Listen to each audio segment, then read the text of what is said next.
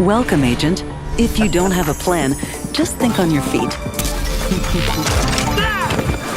Extraction vehicle has arrived. Reach it as discreetly as possible.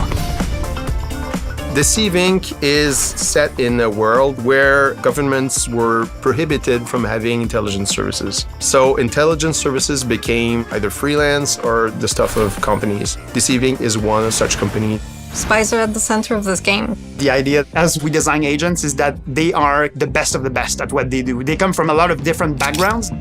I'm not a good shooter, so my go-to is Squire. I like his basic toolset, which is really good for entry-level players. And everyone doubted me, including myself.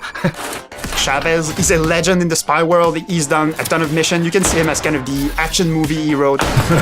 Can't beat experience. I really love to play Larson because I'm a terrible shot and his gun fires fast, so I can do corrective shooting. And when things go sour, I can just disappear and try to relocate. Now you see me, now you don't.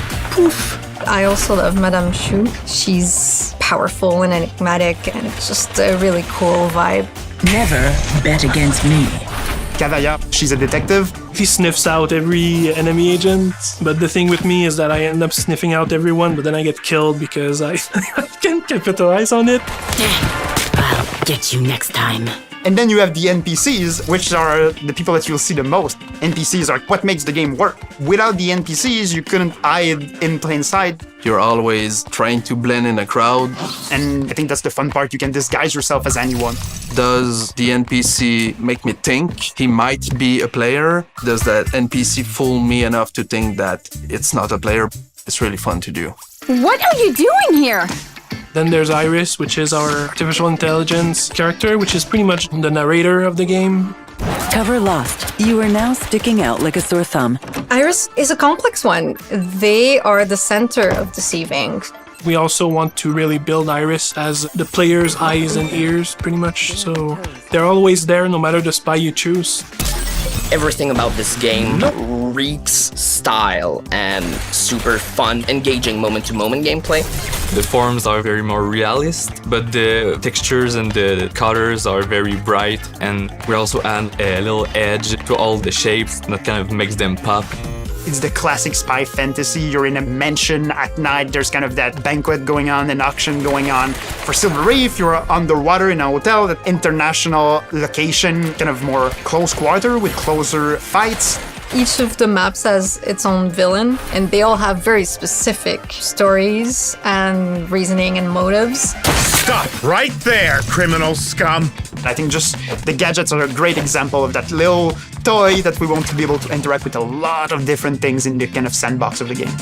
I like the spyglass because then I don't have to go towards the intel to take it because I feel like I'm too obvious.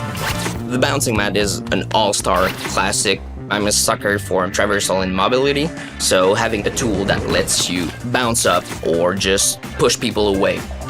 One of my favorite was the spy drone. I was inspired just by fly in general. It literally sounds like a fly, and it's super annoying. Like, people go, pardon my French, but bat crazy when you, just follow them. And so, it's super fun to do some psychological warfare to them. Go, go, thingy, go! People really love the ideas of disguising this as an object. So you can be a chair, you can be a flower pot, and the idea is the player don't notice that you're odd, you're at a weird spot. Gotcha. I just walk around as a couch, and sometimes you have people that just run past you. I should have made that shot. Why didn't I make that shot? Where did he come from? Oh, I saw him. How did I miss that toilet in the middle of the room? When you play as a toilet, you can just hide in plain sight in situations where your brain just doesn't compute there's a toilet on the corner of your eye. So look out for the toilets that are not in actual restrooms. Wow, Agent, you make us proud. One thing that we are thinking about when we go into the future is that people will know the basics of the game. So we can start trying stuff that's really kind of a bit more shocking in character abilities. So there's definitely going to be downloadable content. It's always evolving, like there's a lot of pitches when it comes to new spies. Every spy comes with their weapons and abilities. So that's our way to jazz gameplay. We want players that really want to invest in the game and make it their main multiplayer game or spend a lot of time in it, to be able to have a lot of skill ceilings that they can raise constantly. We don't make the game to be a funny game, but it happens to be because of the situation, the gameplay, the ridiculousness of how the system interacts together, and you see something happen and you're like, that's so dumb, but I love it. Woohoo! That's lit! Unusually well done. Virtual pat on the back, Agent. Keep it up.